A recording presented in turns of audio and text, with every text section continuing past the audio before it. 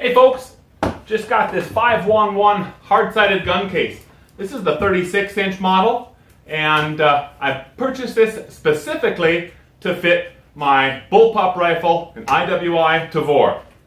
Now you may not be aware that 511 is making hard-sided gun cases, and well, maybe in reality they aren't.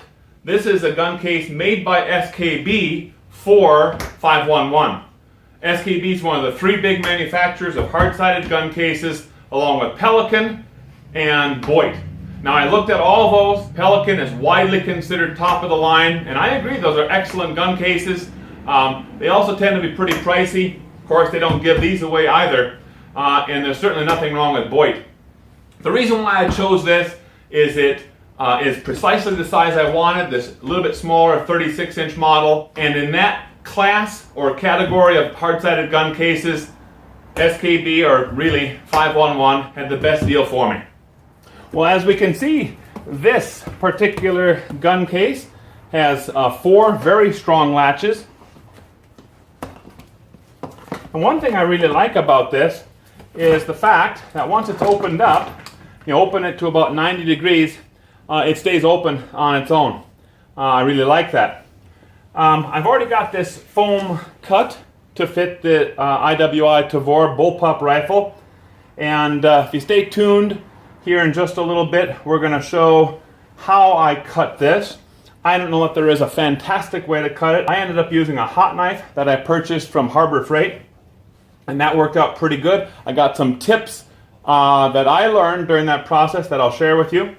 But back to this, it should be made clear that these cases come in 2 specific models. One without foam and one with foam.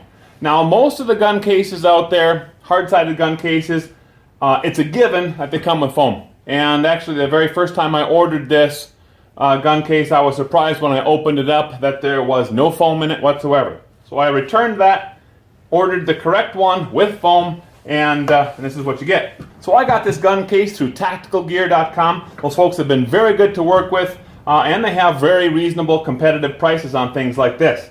Now this gun case meets or exceeds all military specifications. It's got a nice seal right here, keep it watertight, and I also like the fact that there is 4 very strong hinges back here as well. The exterior dimensions of this gun case measure 39 inches by 16¼ inches. But what's even more important really are the inside or internal dimensions. And this gun case then measures a nice 36¼ by 14½. It's certainly deep enough. There's 2 layers of foam here to cushion any rifle that you might want to put in here. Now the reason that I got this gun case is specifically for my Tavor rifle.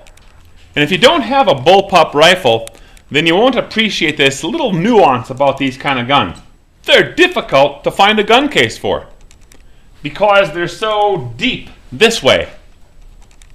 Especially when you put the an EOTech sight or something like that on top of those things. Pretty much all standard gun cases are made for standard long guns, which tend to be long but relatively narrow this way. Now, do you have to go to a hard-sided gun case for the Tavor or any of those bullpups? Not at all. But I wanted to take care of this rifle. I wanted to get another hard-sided gun case, and so I got this one, 36-inch, fits this thing just nicely. Overall, I think this is an excellent hard-sided gun case. Is it on par with Pelican? You better believe it. This is an excellent gun case, and I think it's going to give me many, many years of good service.